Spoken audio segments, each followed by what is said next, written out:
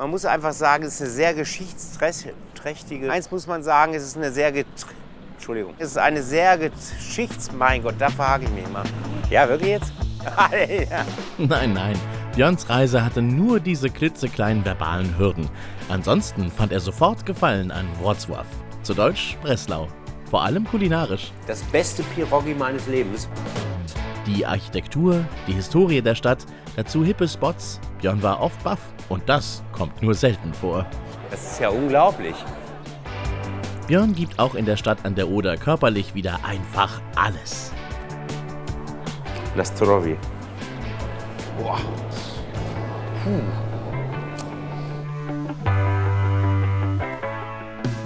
Ich bin hier gerade in luftiger Höhe über der Stadt Breslau, stehe auf dem mathematischen Turm, das ist ein Wahrzeichen an der Universität.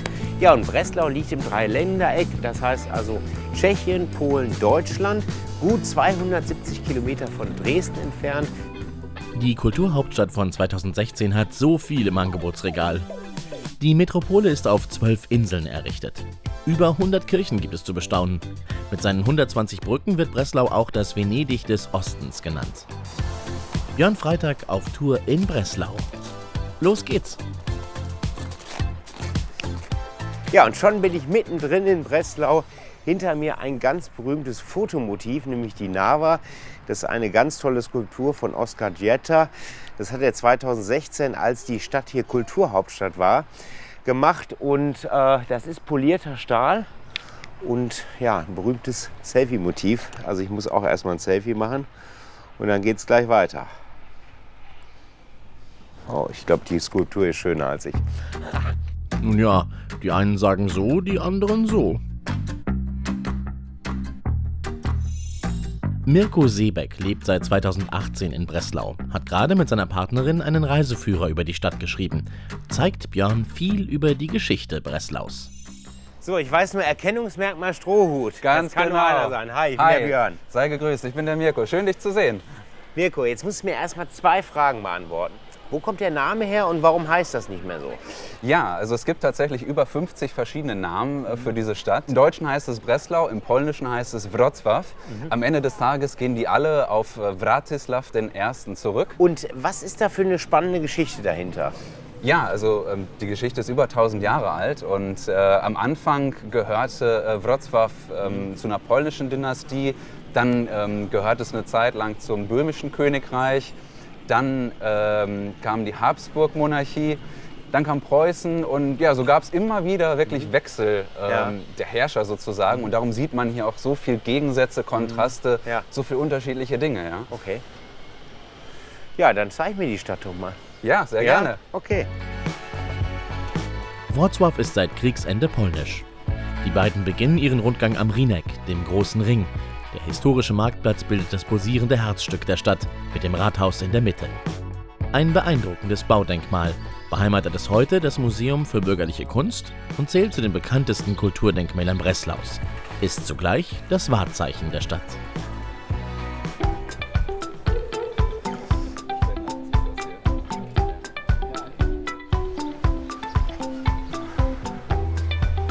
Ein Gartenzwerg. Hier haben wir den nächsten, ganz genau. Warum habe ich so viele Zwerge hier schon gesehen? Das hat im Prinzip einen geschichtlichen Hintergrund. Also es gab zu Kommunismuszeiten die sogenannte Orangene Alternative. Das war im Prinzip eine Gegenbewegung zum Kommunismus. Ja. Und die haben immer Graffiti an Wände geschmiert und haben dann antikommunistische Parolen dahin geschrieben. Und dann wurden die natürlich von der Regierung übergemalt und irgendwann kamen die auf die Idee, einfach Zwerge an die Wand zu malen. Ja? Also solche kleinen Freunde hier. Die inzwischen gut 500 Zwerge zählende kleine Gemeinde gehört zu den meistgesuchten Fotomotiven Breslaus.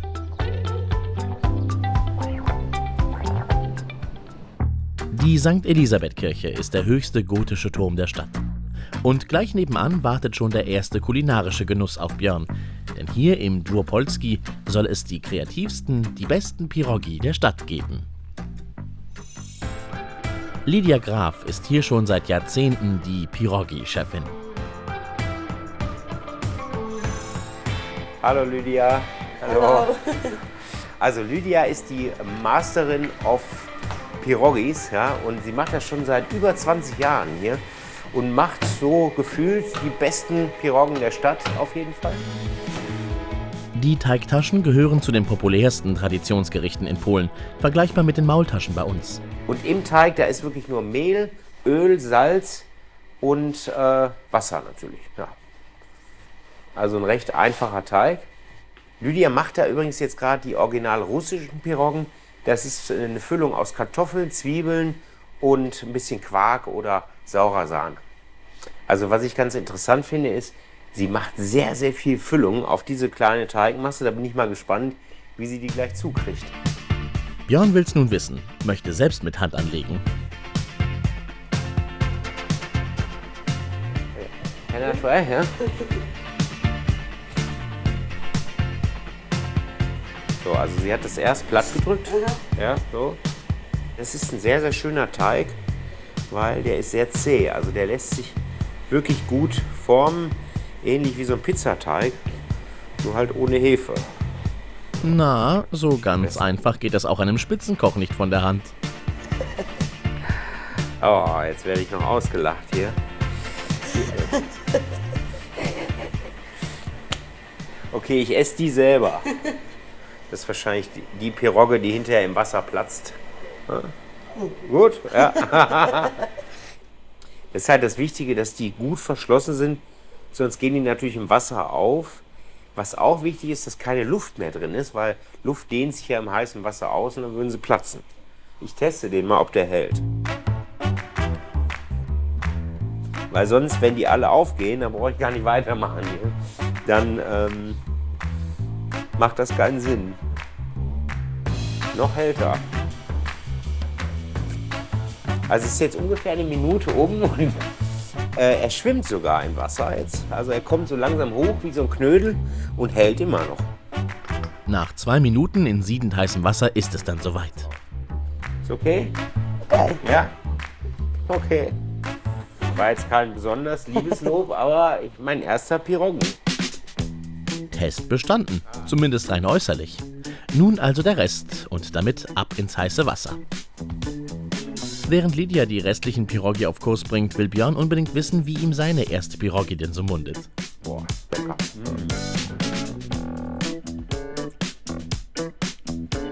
Also muss ich sagen, das beste Piroggi meines Lebens, weil ganz dünner Teig und total lecker die Füllung. Also man denkt ja erstmal nur Kartoffel, Zwiebeln, das kann nichts, aber da ist so eine kleine Säurenote mit drin. Ach, durch den Sauerrahm. Boah, das ist so lecker. Björn will diese Füllung der Piroggi Ruskje noch toppen. Also ich habe mir jetzt hier nochmal ein Stück Blutwurst kaufen lassen in der Stadt. Und mache jetzt nochmal Piroggis, ja so ein bisschen im NRW-Style.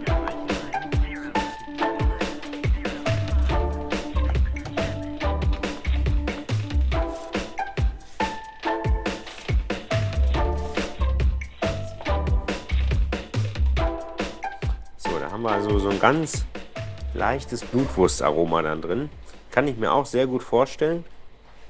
Vor allen Dingen habe ich hier gesehen, also klassisch isst man da immer Sauerrahm dazu nochmal. Und das hier ist so wie so eine Art Zwiebelkonfit, so geschmorte Zwiebeln. Das kann ich mir natürlich zu der Blutwurst auch richtig gut vorstellen.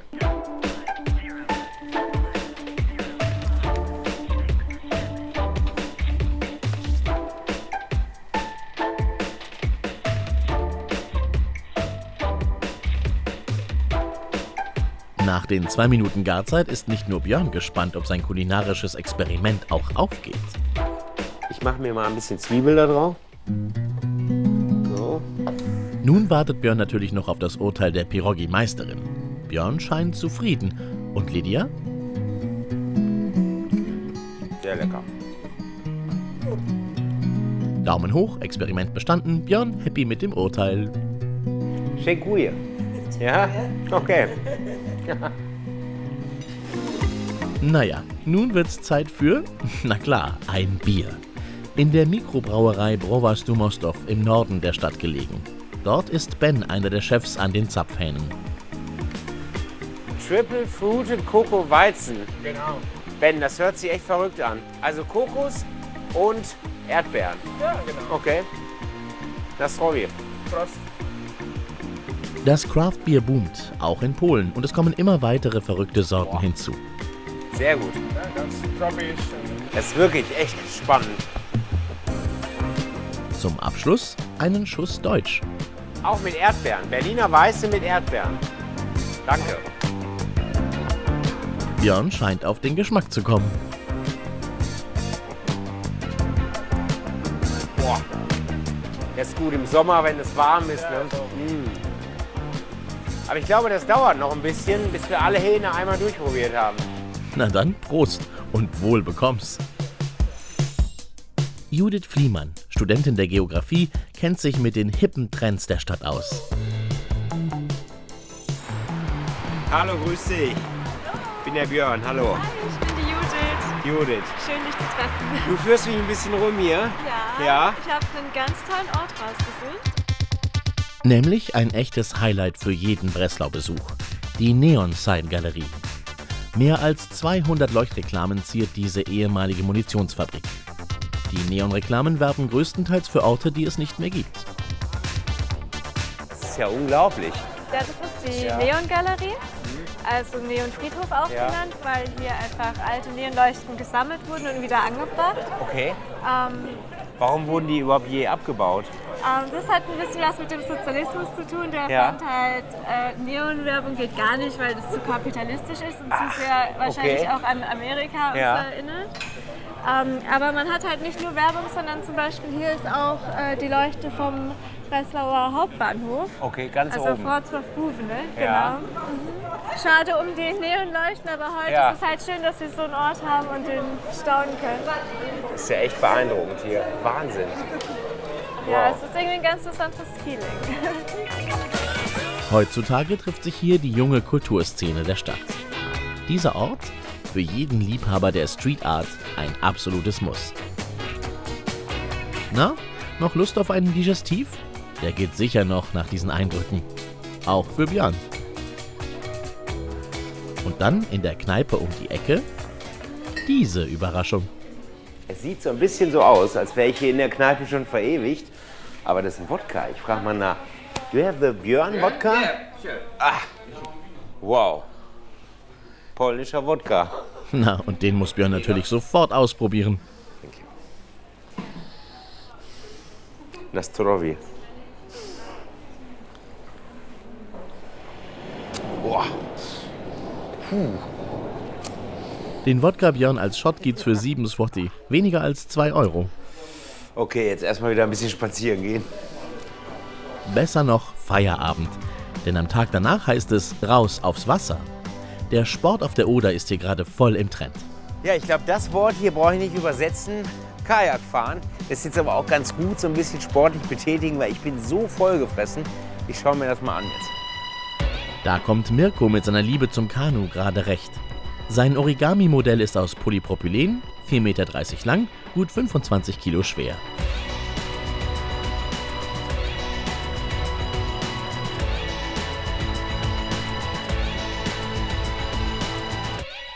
Nach 10 Minuten Aufbau kann's losgehen.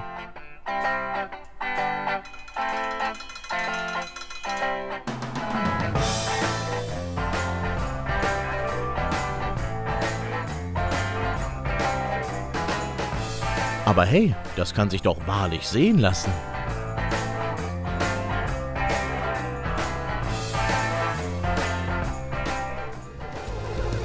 Einen Abstecher in eine der coolen Strandbars am Ufer der Oder wollte sich Björn nach dem Kanufahren nicht entgehen lassen. Hippes, junges Publikum, chillige Atmosphäre. Kein Wunder bei diesem Ambiente und dem Ausblick. Hallo Judith, guck mal, ich bin trocken Hi, geblieben. super. Wahnsinn. Hätte Ja. ich nicht gedacht. War richtig schön auf dem Wasser. Ja? Ja, Kann die man- ganze Reise kann war man machen. schön.